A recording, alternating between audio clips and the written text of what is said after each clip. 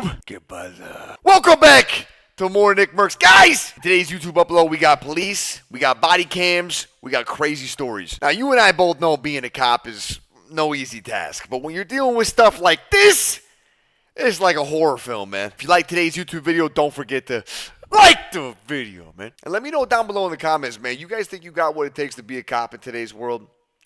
I definitely don't think I do. Enjoy the video. I'll see you guys tomorrow. Take care of yourself. Take care of each other. Peace and love, baby. On December 25th, 2020, a 62-year-old man named Anthony Quinn Warner drove his RV to Nashville, Tennessee's 2nd Avenue and woke up nearby residents with the sound of a robotic digital female voice coming from his RV, warning everyone around the vehicle to evacuate the area. This area must be evacuated now. Oh, nah.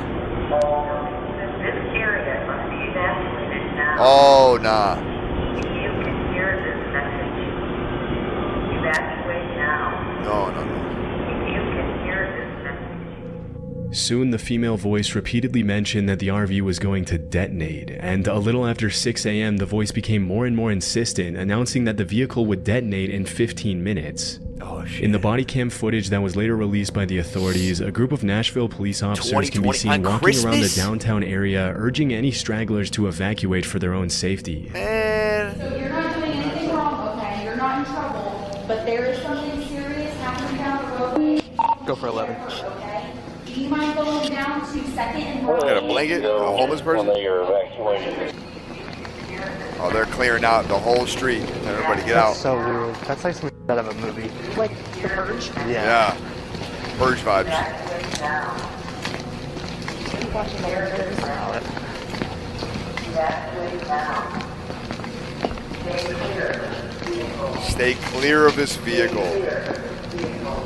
The robotic voice and its ominous warnings give the whole scene an extremely eerie vibe, like as the police officer mentioned, something out of the movie The Purge. What would you do, chat? Strangely, the RV also broadcasted snippets of the 1964 hit song Downtown by Petula Clark, which is a song about how if you're ever feeling sad or lonely, you should go downtown and you'll feel better in the hustle and bustle of the city. Unfortunately, the robotic voice wasn't bluffing, and just 15 minutes later, the RV detonated near the AT&T building, causing damage to more than 50 buildings and even collapsing a few of them with its massive blast radius. In the aftermath of the incident, the cops can be seen assessing the damage and moving nearby pedestrians to safety through body cam footage that can only be described as apocalyptic. People are so weird, bro. Commander 425, are you 10-4? It's Christmas, man. You guys okay? That should be these cops, like... Okay, go to your car. Oh, poor dude. Oh, my God, he's probably freaking out now. Command, make sure all units are direct. There may be ammo in that vehicle. We don't need anybody coming up the 2nd Avenue exposed. You okay? Yeah, I'm good, man. I appreciate it. Even though the explosive inside the RV was extremely powerful, the cops managed to evacuate most of the nearby residents, and thankfully nobody outside the RV lost their lives. Nice. Although 3 people were injured and had to be hospitalized after the vehicle incident, the only person who lost his life was Anthony Warner himself, who was still inside the vehicle at the time of the detonation. After the incident, the authorities started digging deep into Anthony's past to figure out what could have caused him to do something so insane, and what they found was pretty disturbing. As it turned out, Warner was pretty much a paranoid loner obsessed with conspiracy theories about shape-shifting alien lizards that were trying to take over the world.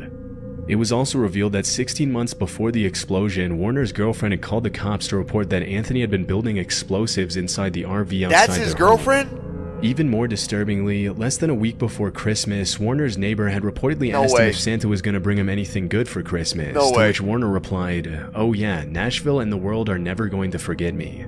But despite the clear desire for attention, the cops never managed to truly figure out Warner's motive, and it was eventually concluded that he probably didn't want to hurt anyone, and that a fatal cancer diagnosis mixed with other factors had contributed to Warner's declining mental health. On March 9th, 2023, at around 12:30 p.m., an anonymous caller dialed 911 and told dispatchers that a man that had just run into a food market on Cleveland's Central Avenue was claiming that he had just been kidnapped. As soon as police arrived, they were able to talk to the alleged Cleveland, victim. Ohio, and the man. conversation was captured on one of the cops' body cams.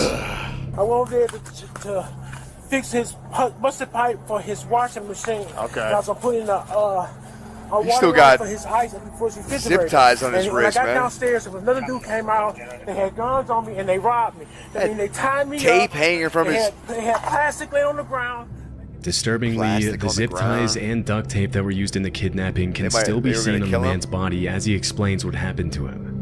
As the victim mentions to the cops, the perpetrators forced him into his own van, robbed him, and then held him for ransom before he managed to escape. Jeez, man. So they put this on my face. They probably They get me in my van. kidnapped And they him. bring me over here. ransom. They turn the location up on my phone. One of the guys is in back with me. They probably knew him Well, which way the car or something. go? Huh? Where the car go? It was parked this way, and I ran all the way down here to here. We were parked right over there. You're parked on 49. What kind of car was it? It's my van. As the cops later found out, the main perpetrator was 51-year-old Ahmed Johnson, whom the victim had been in federal prison with at some point in his life. They were in After jail digging deeper together. into the case, they uncovered the see? whole story of the kidnapping. As the victim mentioned in the video, the kidnapper had hired him for a plumbing job, and when he arrived at the house in Cleveland's Buckeye Woodhill neighborhood, he was led downstairs where he would allegedly be shown the leaky pipe that he had to fix. Once downstairs, Ahmed led the victim to another room, where another man jumped out and held him at gunpoint. After stealing his phone and Apple Yeah. Watch, the kidnappers Let's bound take the a victim mugshot and with put the him into mask the back on. of his own van. As the perpetrators drove the van towards the city's central neighborhood, they made the victim call a friend and bring around So not $15,000 serious, to a man. No nearby way. gas station in exchange for his return. But as the van slowed down, the victim somehow Unreal. managed to jump out and ran down East 49th Street. Thinking quickly, the victim Good ran into a escape. convenience store where he would be protected by the public eye, causing the escape. suspects to drive off. Man. 2 weeks later, the cops Wonder managed what to they make were an gonna do, arrest, bro. and Ahmed Johnson was Look at this charged guy. in Cleveland court with aggravated kidnapping. You don't look very As good. of today, there have been no further updates to the case. On September 9, 2019, an Albuquerque Police Department be that officer saw a old still young doing man shit like performing that, a man. traffic stop on a gray Nissan God. SUV. Forever. Strangely, the man wasn't dressed like a police officer at all. In fact, he was dressed as an ordinary citizen in jeans, a black polo, and an Air Force cap as he wrote down the driver's information. Sensing that something was off, the officer pulled the man aside to talk to him, and from the beginning, the man seemed a little on edge. You gotta talk to him for a minute. No, me? What's wrong? Look at this kid. Let's just talk back here real quick. What in the f***ing ROTC is going on? Who do you work for? Oh, okay. I know, I'm under-equipped. Okay, because normally you do, if you're out here, man, if you're making a traffic stop, you're just gonna have to stop, dude. Alright? Do you have an ID with you? I mean, this is all I got. I mean, like I said, I'm under-equipped. I was just heading over there to the courthouse It's a courthouse for what? to get my crap. Okay. I know, it makes no sense. I caught him going 120 down I-40. Okay. Why do you have lights What on this is vehicle? happening here? Personal, I know. Do you have an ID with you at all? No, I keep it on my uniform. The man claims that he was on his way to the courthouse when he pulled over the driver of the gray Nissan. Suspiciously, though, he claims he doesn't Wait, have this any is sort crazy, of identification on him because he allegedly left it inside his uniform. After a bit of questioning, the man says his name is Brendan Wazinski and confesses that he was Wazinski? using his personal vehicle to pull over civilians, Wazowski, but yeah, that- insists that he's been an officer of the law for 3 years. Simple. And I'm not here to mess with you, man. It's just the thing is, yeah, he was speeding, dude. You could have called it in. And, because if you get into shooting, you're Right. speeding. All right, man. I understand. Alright. For starters, I know this looks really bad. Right. This looks really bad. This screams whacker. Right. How long you been on? About Whacker? 3 years. Okay. I've been on for like 13 years. All right, so Oh yeah, big bro. After real checking the quick. database, the officer notices Brendan's a name cop? doesn't pop He's up not a on cop. any nearby law enforcement agency's Yeah, yeah. list. And at that point, his only option is to put the suspect in the back of his vehicle No while he waits for a way. supervisor to figure things out. Chat, imagine getting pulled over by some dude that looks like a kid in jeans. Less than 5 minutes Nah. later, Brendan gets cold feet and confesses that he's not a real cop. what's up, man? Alright. I'm just gonna be straight up honest with you. I'm not a cop. Okay. Okay. I'm just gonna be That honest. badge from? I bought it offline. Okay. Do me a favor, stay in here, okay, for a second. Oh, boy. As soon as his supervisor arrives, the officer briefs him on the situation, and they decide to arrest Brendan for impersonating a police officer. Yeah. After putting him in cuffs, the sheriff arrives to assess the situation. I honestly don't know how long Brendan was expecting to be able to get away with pulling people over pretending to be a cop, but it seems as though he was hoping to play vigilante with no consequences. Serial killer forever. vibes, though. Even though he didn't have real. a weapon in his The belt, belt, at the the time, jeans. it's not uncommon for people like Brendan to start using guns and handcuffs as intimidation tools once they get more comfortable and start. This whole thing screams, my parents are not home, and I have too much time, and I'm torturing animals and shit. Like, this is bad. Thinking they can get away with it. Obviously, it's incredibly dangerous to have random people driving around the city pretending to be cops when they really have nothing to do with law enforcement at all, which is why the officers have no other choice but to bring him into the police station. After arriving at the station, the cops try to get Brendan's full statement, but the suspect contradicts himself a bunch and lies to try to get the officer's sympathy. Brendan says he was on his way to work when he saw a guy going 120 on the freeway and confesses that he freaked out when the cop asked him about his identity.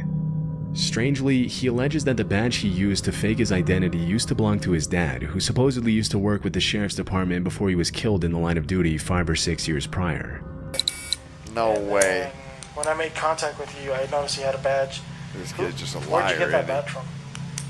It belonged to my dad. It belongs Yeah, to he's your a dad? liar. When was Well, he? it did. It did? Is he still around, or did he pass away? Well, he was killed. Well, He was killed, okay. no way. As it was later Was he? revealed, this was a complete lie, and the truth was that he bought the badge online as he Dude. had initially confessed when the cop interrogated him. I'm on to him It's now. hard to imagine that he thought he was going to get away Detective with a lie Mercs. like that when there was video evidence of him saying that he bought the badge online less than an hour ago. During the interview, it was also revealed that Brendan was only 18 years old, even though he said he was around Oh my 25 when the God. cop initially pulled him over. This kid's 18. This makes the fact that he said he was married and needed to call his wife even more sketchy, and it's hard to tell which details of the story are true and which ones are completely made up. Wait, is this gonna A few take seconds weird later, turn? things get a little scary when Oh. Brendan confesses that he had a loaded weapon in the glove compartment of the vehicle, Oh, I which thought- wasn't initially visible in the video. Hold on. Considering he's a compulsive liar and an irresponsible teenager, it's pretty horrifying to imagine what he would have done with the at handcuffs those and ears, gun had man. he been given the chance to play vigilante for a few more days or weeks or whatever. Look at those In jeans. March 2020, a Is he judge serious? sentenced Brendan to a year of probation. But just a few weeks later, he failed to Year of report to his probation. probation officer, refused to get a psych exam, provided a false address, and missed a scheduled meeting. As a result, the judge tightened his probation conditions, and as of today, there have been no further updates to the case. No. We needed more. We needed more, man.